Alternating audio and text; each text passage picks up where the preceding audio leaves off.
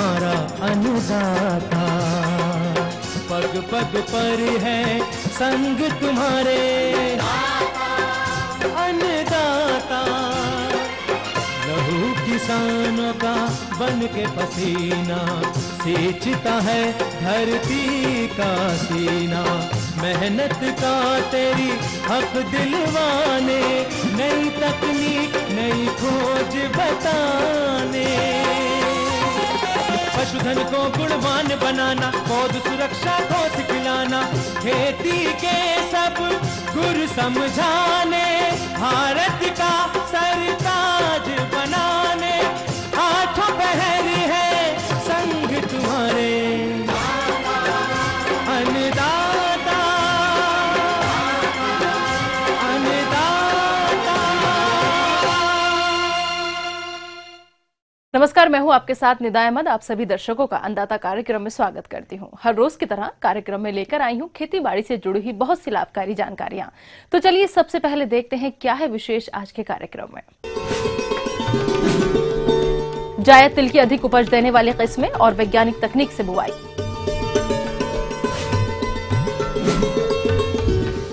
आम के बाग में बौर की अवस्था पर किए जाने वाले जरूरी कार्य।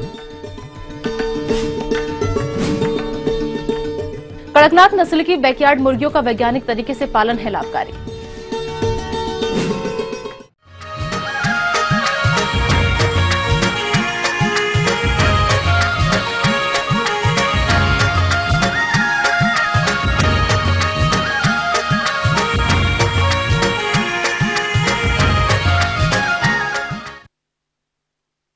हमारे राज्य के जिन किसानों के खेत खाली हैं और सिंचाई जल की व्यवस्था है, उनके लिए ये समय गर्मियों की तिल की बुआई हेतु उपयुक्त है।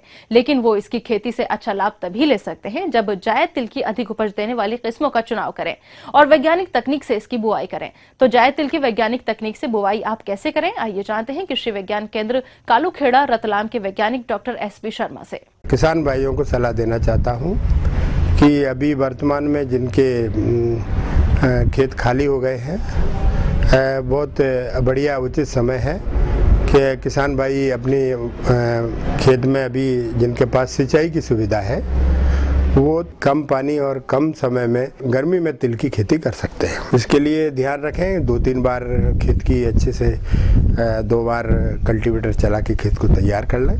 बारीक मिट्टी करें, थोड़ी मिट्टी इसमें बारीक हो तो अच्छा है, पाटा लगा सकते हैं। और उसके बाद तिल के लिए बहुत ज़्यादा भी खाद की ज़रूरत नहीं है। इसमें सामान्यतः 15 से 20 किलो यूरिया और करीब करीब 2 बोरी सुपर फास्फेट का इस्तेमाल हम करें।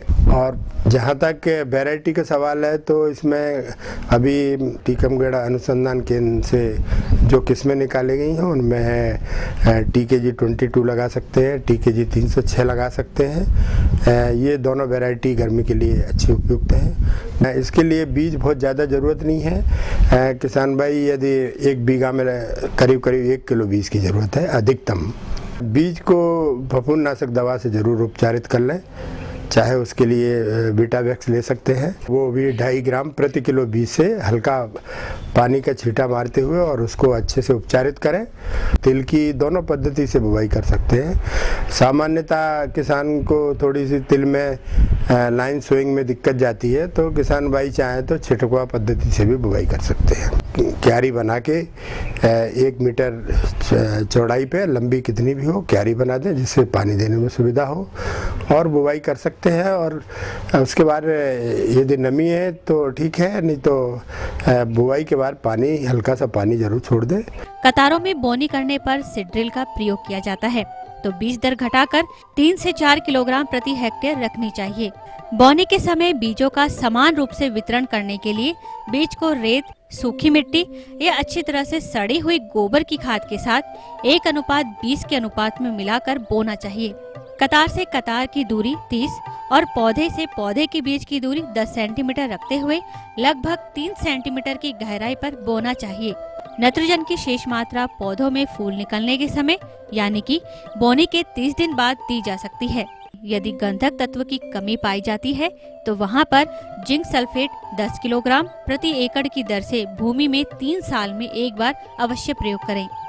जहाँ तक बात सिंचाई की है तो फसल की मांग अनुरूप सिंचाई की आवश्यकता भूमि में पर्याप्त नमी बनाए रखने के लिए होती है। खेतों में एकदम प्रातःकाल के समय पत्तियों का मुरझाना, सूखना एवं फूलों का न फूलना लक्षण दिखाई देने पर फसल में सिंचाई की आवश्यकता को दर्शाते हैं। अच्छी उपज के लिए सिंचाई की क्रांतिक अवस्थाएं बोने से पूर्व या बोने के बाद फूल आने की अवस्था और फली आने की अवस्था है। अतः इन तीनों ही अवस्थाओं पर सिंचाई अवश्य करें। आइए बात करते हैं निंदाई गुड़ाई की। बोने के 15 से 20 दिन बाद निंदाई में विरलीकरण की प्रक्रिया को पूरा कर ले। फसल में निंदा की तीव्रता को देखते हुए यदि आवश्यकता होने पर 15 से 20 दिन बाद पुनः निंदाई करें। कतारों में कोल्पा अथवा हैंड ओह चलाकर नींदा नियंत्रित किया जा सकता है।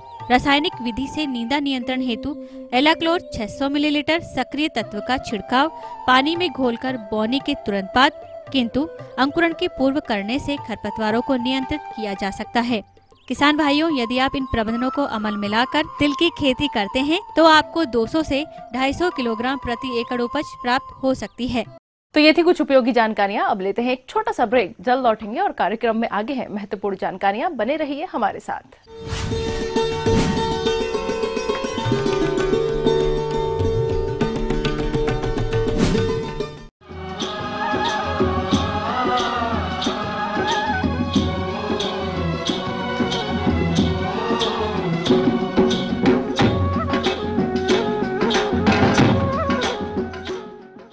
ब्रेक के बाद आप सभी दर्शकों का स्वागत है। चलिए अब रुक करते हैं अगली कड़ी की ओर।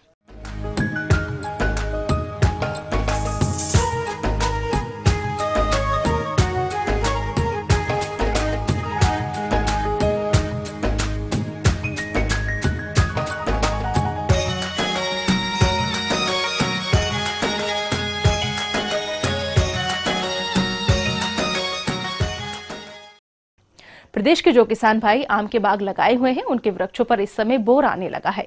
अतः इन फल वृक्षों से अधिक फलत प्राप्त करने हेतु कौन कौन से करें जरूरी कार्य, इस विषय पर विस्तार से जानकारी प्राप्त करने हेतु हमारे संवाददाता ने संपर्क किया एक फल बागवानी विशेषज्ञ सत्येंद्र सिंह से।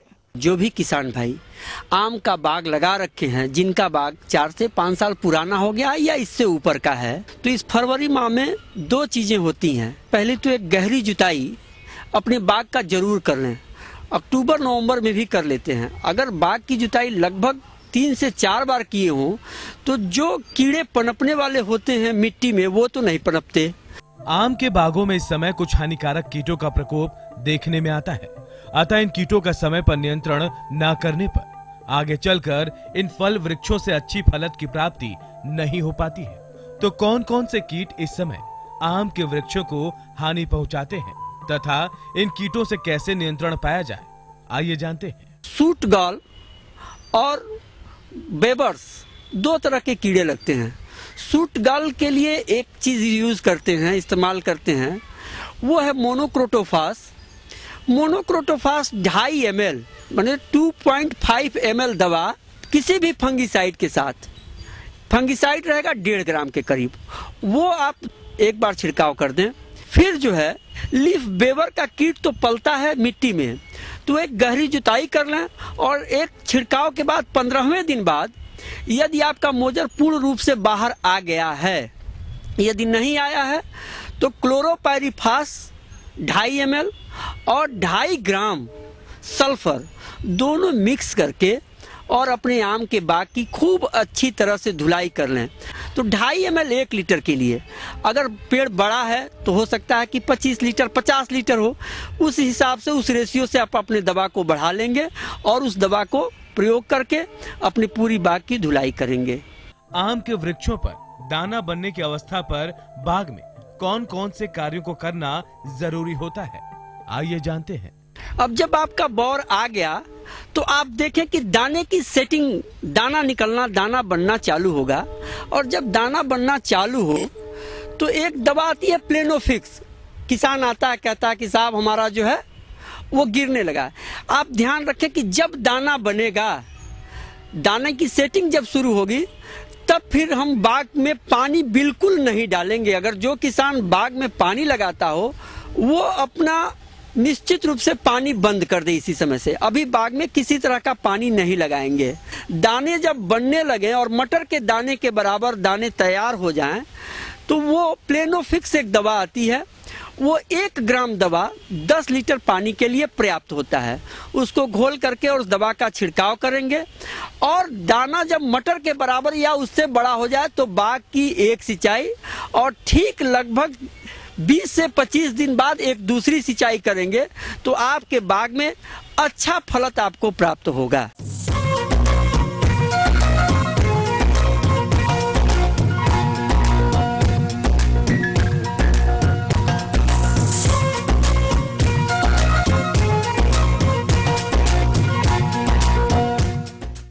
प्रदेश के बहुत से किसान भाई कृषि के साथ साथ कृषि सह व्यवसायों को अपनाकर अच्छा लाभ प्राप्त कर रहे हैं। इसी के अंतर्गत आज हम बात करेंगे बकरी पालन की, जिसे गरीब की गाय भी कहा जाता है। अतः इस व्यवसाय से अधिक लाभ प्राप्त करने के लिए किसान भाई अच्छी नस्ल की बकरी का चयन कर उसका किस तरह से करें पालन, इस विषय पर विस्तार से जानकारी दे रहे हैं विषय विशेषज्ञ डॉक्टर राकेश कुमार सिंह।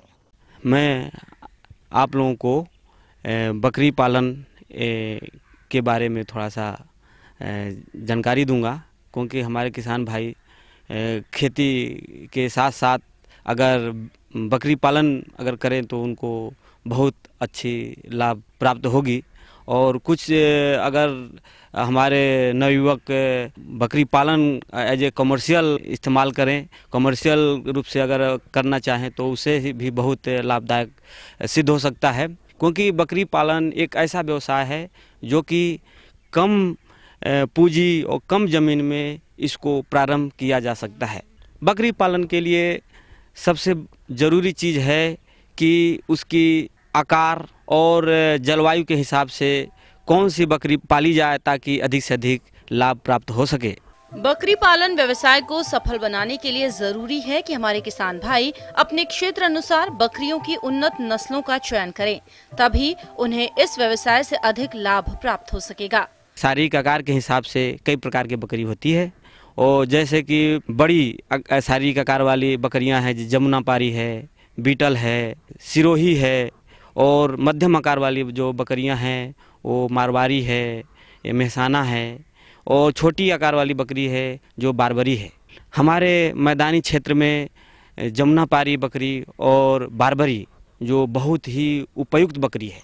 बकरी पालन के लिए आवास बहुत जरूरी होता है। अब बात आती है बकरियों की आवास व्यवस्था के बारे में। तो कुछ किसान भाई बकरियों की आवास व्यवस्था में लापरवाही बरतते हैं, जिसके कारण उनकी बकरियां कई घातक रोगों की चपेट में आ जाती है। अतः इस तरह की समस्या से बचने के लिए किसान भाई किस तरह करें बकरियों का आवास प्रबंधन, आइए जानते हैं। उसके लिए प्रति बकरी 10 से 15 स्क्वायर फीट जगह की आवश्यकता होती है। वो आवास जो हवादार हो, साफ सुथरा हो, स्वच्छ हो और प्रकाश युक्त हो, और साफ सफाई का बढ़िया बंदोबस्त होना चाहिए। उसके खान पान के लिए फीडर के लिए जगह बड़े बकरियों के लिए 40 से 50 सेंटीमीटर की आवश्यकता होती है, जबकि छोटे बकरियों के लिए जो छोटे बच्चे हैं उनके लिए 30 से 35 सेंटीमीटर की आवश्यकता होती है। बकरियों का विकास सुचारू ढंग से हो, इसके लिए जरूरी है कि बकरियों को संतुलित आहार मिलता रहे। लेकिन अक्सर देखने में आता है कि कुछ किसान भाई अपनी बकरियों को चरने के लिए छोड़ देते हैं और उन्हें संतुलित आहार देने में कोताही बरतते हैं, जिसके कारण बकरियों के बढ़वार में बाधा उत्पन्न हो जाती है। तो आइए जानते हैं इनके आहार प्रबंधन के बारे में। इनकी जो खान पान होती है बहुत ज़्यादा दिक्कत नहीं है बकरियों के लिए।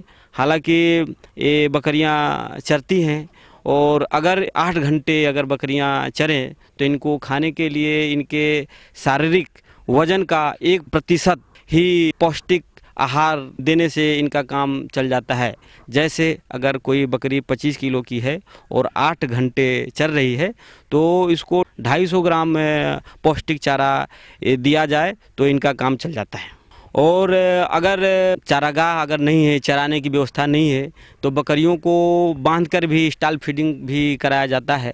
इसके लिए 1 से 1.5 किलो भूसा या 2.5 किलो हरा चारा या पेड़ की पत्तियां या है साइलेज दिया जा सकता है, और इसके साथ साथ 500 ग्राम से 1 किलो के करीब पौष्टिक चारा दिया जाना चाहिए। और बकरी पालन के लिए सबसे ज़रूरी है कि अगर खेती के साथ साथ अगर कोई किसान करना चाहे तो 10 बकरी और 1 बकरा, इससे अपनी एक यूनिट शुरू कर सकता है। 10 से 15 महीने के आसपास की बकरी की आयु होनी चाहिए और अगर इसकी कीमत 4 से 5 हज़ार अगर आती है तो 10 बकरी और 1 बकरा लगभग इनका 50 से 60 हज़ार के करीब इसका लागत आएगी।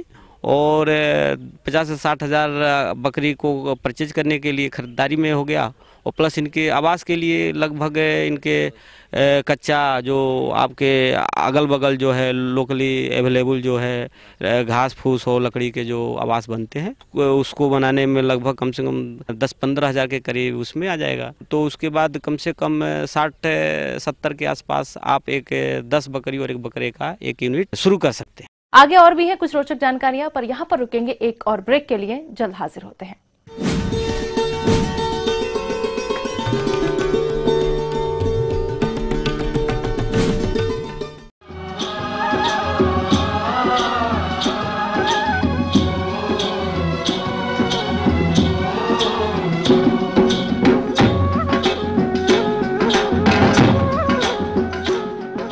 ब्रेक के बाद आप सभी दर्शकों का स्वागत है। चलिए अब रुक करते हैं अगली कड़ी की ओर।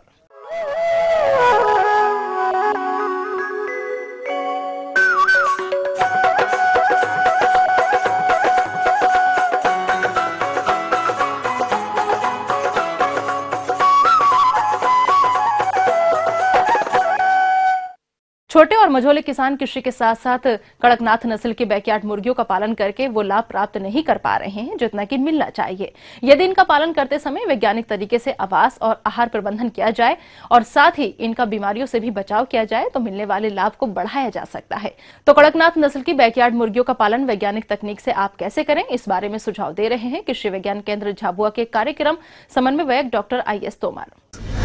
किसान भाइयों से मैं कुछ बात करना चाहता हूँ, वो ये कि जैसे अपन ये देखते हैं कि कुछ किसान भाई हमारे बैकयार्ड पोल्ट्री कर रहे हैं। बैकयार्ड पोल्ट्री का मतलब होता है घरों के पीछे सामान्यतः जो मुर्गी पालन करते हैं, और कुछ लोग अपने को कमरा बना के या जो मतलब वैज्ञानिक तरीका होता है उसके हिसाब से मुर्गी पालन करना चाह रहे हैं। तो यदि उन दोनों में तो अंतर सिर्फ यही होता है कि जो बैकयार्ड पोल्ट्री है उनको पूरी तरीके से समय पे जो फीड मिलना चाहिए, जो दाना मिलना चाहिए वो नहीं मिलता है, जिसके वजह से क्या होता है कि उनके जो पक्षी उनकी ग्रोथ वृद्धि अच्छी नहीं होती। किसान भाइयों, वैज्ञानिक तरीके से कड़कनाथ मुर्गी पालन करने के लिए आवास प्रबंधन किस प्रकार से करें जिससे कि आपको कड़कनाथ मुर्गी पालन से अधिक लाभ मिल सके, तो इस विषय पर जानकारी कुछ इस तरह से है।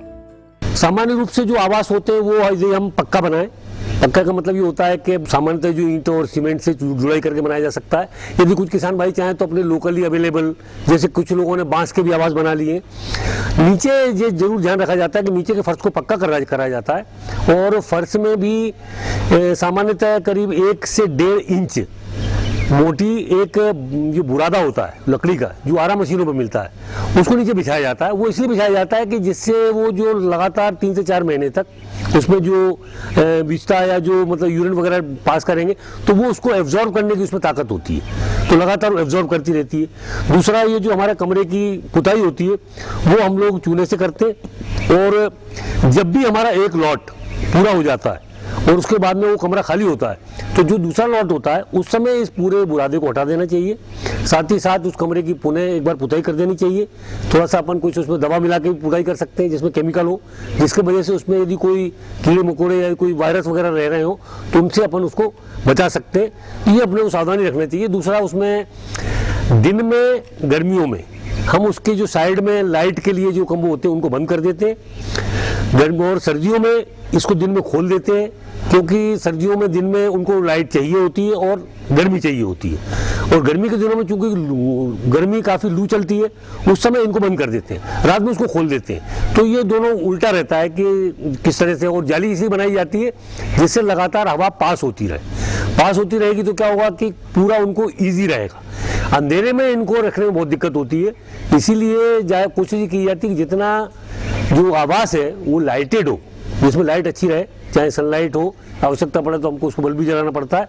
तो ये कुछ सावधानियां हैं, यदि इनको अपन रखेंगे तो उससे उनको काफ़ी मतलब मोटिलिटी कम होती है और अंडे देने की क्षमता भी बढ़ती है, बॉडी वेट जल्दी बढ़ता है। कड़कनाथ मुर्गी पालन से कम समय में अधिक आय लेने के लिए आहार प्रबंधन पर विशेष ध्यान देना चाहिए। यदि आपने असंतुलित मात्रा में दाना खिलाया हो तो मुर्गियां अधिक समय में कम वजन तो धारण करेंगी ही साथ अंडा उत्पादन भी बहुत कम मिलेगा। इसलिए आहार प्रबंधन में बताई जा रही बातों का ध्यान रखें। जो छोटे बच्चे हैं उनको हम लोग क्या करते हैं, एक दाना आता है बाजार में बना हुआ जिसको कहते हैं प्री स्टार्टर। प्री स्टार्टर का मतलब होता है जब छोटे बच्चे होते हैं उनके लिए उसमें वही कंटेंट है जो की आवश्यकता है। इसके बाद फिर वो स्टार्टर होता है जो करीब 1 से 1.5 महीने तक चलता है। इसके बाद में फिर फिनिशर करके जो दाना आता है जिसको हम ग्रोअर भी कहते हैं वो दाना दिया जाता है। और यदि किन्हीं लोगों को अंडे के लिए यदि पालन करना है तो फिर एक लेयर फीड करके आता है। लेयर फीड का मतलब होता है जिससे अंडे की संख्या ज़्यादा आती है। तो इस तरह से अपने को थोड़ा सा यदि ध्यान रखेंगे कि कौन सी उम्र पे क्या देना है, कौन सी किसके लिए हम पाल रहे हैं, तो उसकी तरीके से दाना खिलाएंगे तो हमको रिजल्ट बहुत अच्छे मिलेंगे। जो ड्रिंकर और फीडर होते हैं, जिस ड्रिंकर फीडर का मतलब होता है पानी पीने का बर्तन और खाना खाने का बर्तन, तो उस बर्तन को साफ करना समय समय पे, उसमें यदि कोई गंदगी है, दूसरा उसको जमीन से थोड़ा ऊपर टांग के रखना। और उसमें ये व्यवस्था होती है कि जितना पानी पीता है कोई पक्षी या जितना अन्न वो दाना कोई खाता है उतना ही उसमें निकलता है, बाकी भरा रहता है। तो उसमें क्या होता है, नुकसान भी काफी कम होता है। कड़कनाथ मुर्गी पालन से किसानों को किस तरह से अच्छा लाभ प्राप्त होगा, इसकी जानकारी विषय विशेषज्ञ ने कुछ इस प्रकार से दी। यदि किसी को 100 बर्ड के लिए एक यूनिट स्थापित करनी है तो उसके लिए अपने को सबसे पहले तो ये देखना पड़ेगा कि एक बर्ड को रखने के लिए 1 बाई 1 फीट की जरूरत पड़ती है। तो सामान्यतः हम ये कहते हैं किसानों को कि 10 बाई 12 स्क्वायर फीट का यदि कोई शेड बनाएगा तो उसमें 100 से लेके 110 120 बर्ड को अपन रख सकते हैं। और उसको बनाने में शुरुआत में जो पैसा खर्च हो रहा था वो तो काफ़ी कम हो रहा था। अभी अपन ये माने कि 30 से 35 हज़ार रुपये खर्च होते हैं और उसका वो शेड बन जाता है। यदि वो चाहे तो इसकी कॉस्टिंग कम करने के लिए कुछ लोकली अवेलेबल मटेरियल को भी यूज़ कर सकते हैं, जैसे बांस वगैरह लगा सकते हैं, या सपोर्ट के लिए जो है वो अपने उनके पास कोई उपलब्ध उसको लगा सकते हैं। जब ये यूनिट एक बार स्थापित हो जाती है और फिर तो काफ़ी लंबे समय के लिए, उसके बाद जब उसमें वो 100 बर्ड रखते हैं तो 100 बर्ड की अपन यदि कीमत माने तो 50 से 60 पर बर्ड होता है। तो यदि 100 बर्ड रख रहा है तो उसकी यदि 60 रुपये प्रति बर्ड के हिसाब से तो करीब 6,000 रुपये हुए। उसके बाद अपन ये मानते हैं कि जो फीड उसको खिलाया जाएगा 3 से 4 महीने में, इसकी कॉस्टिंग करीब 8 से 10 हज़ार रुपये होती है। तो 8 से 10 हज़ार रुपये इसमें और 300-400 रुपये की हम ये मानते हैं कि दवाई लगी जाती है। तो ऑलमोस्ट ये मानते हैं कि 15,000 रुपये के आसपास इसका खर्चा आता है एक बार 100 बर्ड्स को रखने के बाद। यदि हम सामान्यतः ये माना जाता है कि 6-7-8% तक भी यदि मोर्टेलिटी होती है तो भी कोई नुकसान नहीं है। तो 100 बर्ड जो रखें उनमें से हमको 90 से 95 बर्ड मिल जाते हैं। और यदि उनको हमने बाजार में जो मूल्य इसका वो तो काफ़ी अधिक है, यदि हम 600-700 रुपये भी एवरेज मानते हैं तो करीब इसका 60-1,000 रुपये के आसपास बिक्री होती है। तो बिक्री होने के बाद यदि हम उसमें 15,000 रुपये कम भी कर देते हैं तो 40 से 45 हज़ार रुपये एक बार में एक जो 10 बाई 12 स्क्वायर फीट का जो शेड है उससे बचत की जा सकती है। एक साल में हम यदि उसको चाहें कम से कम 3 से 4 बार मतलब यदि आप उसको अच्छी तरह से करेंगे तो 3 महीने बड़े हो जाएंगे, लेकिन 4 महीने में तो हो ही जाते हैं। तो 3 बार भी यदि हमने उसको किया तो आप ये मानिए कि 1.25 लाख से लेकर 1.5 लाख रुपए तक की बचत एक 10 बाई 12 स्क्वायर फीट की जमीन से हो जाती है।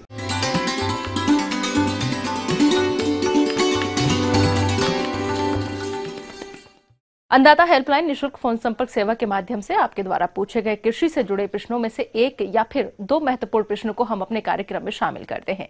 इसी के तहत आज का चयनित प्रश्न और उसका जवाब इस प्रकार है। अन्नदाता निशुल्क फोन संपर्क सेवा के माध्यम से पूछे गए प्रश्नों में से आज हमने जिस प्रश्न को कार्यक्रम में शामिल किया है उसे पूछा है ग्राम मोहना, जिला ग्वालियर के कृषक अशोक परमार ने। इनकी सरसों की फसल में माहू कीट का प्रकोप देखने में आ रहा है, यह इसके नियंत्रण पर जानकारी चाहते हैं। तो अशोक परमार जी, आपकी जानकारी हेतु प्रस्तुत है कार्यक्रम का यह अंश। इस समय जो सरसों लगे हैं सारे क्षेत्रों में, इसमें संभावना है कि हो सकता है कि एफिड आने की बात रहेगी, तो उससे पहले सावधान हो जाएं सारे किसान। और इसमें एफिड लगने से इसमें जो फली है उसमें छोटे छोटे कीड़े हरे रंग के दिखाई देंगे, लग जाएंगे। और इसका जो फूल है उसके नीचे के क्षेत्र में भी लगने की संभावना रहता है। ये राई सरसों का प्रमुख कीट है। सरसों उगाए जाने वाले सभी भागों में पाया जाता है। इस कीट के शिशु व प्रौढ़ पौधों के विभिन्न भागों से रस चूसकर नुकसान पहुंचाते हैं तथा उग्र प्रकोप के कारण पौधे सूखने से फलियां भी नहीं लगती हैं। इस कीट से फसल की उपज में 96% तक एवं तेल की मात्रा में 10% तक की कमी हो सकती है।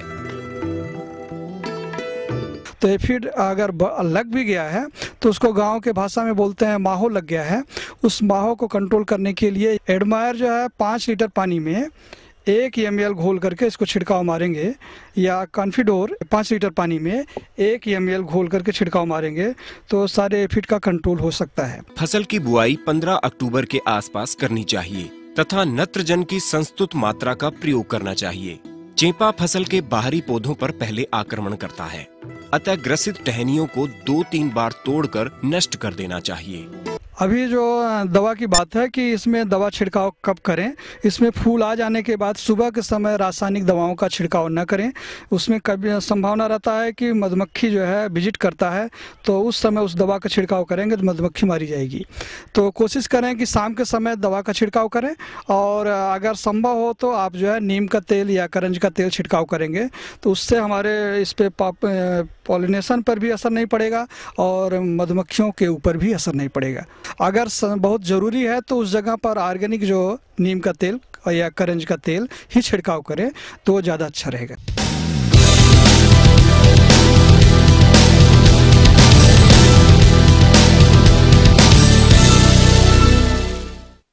राज्य की विभिन्न मंडियों में कृषि उत्पादों के चढ़ते उतरते बाजार भाव की संक्षिप्त जानकारी इस प्रकार है।